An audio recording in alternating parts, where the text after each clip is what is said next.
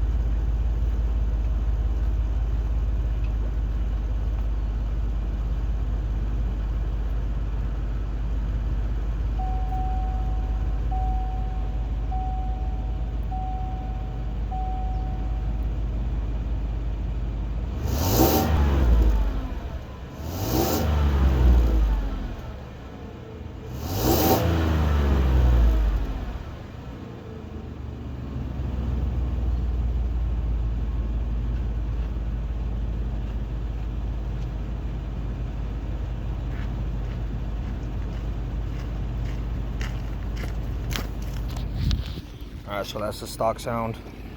I'll take you guys inside real quick just so you guys can hear it in the cab. And then we'll do the update later on today.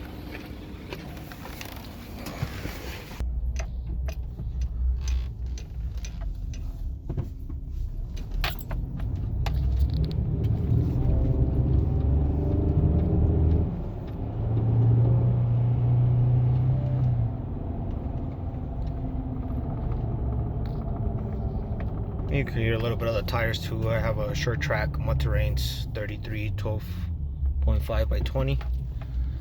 Not too bad. These caps are really nice and quiet.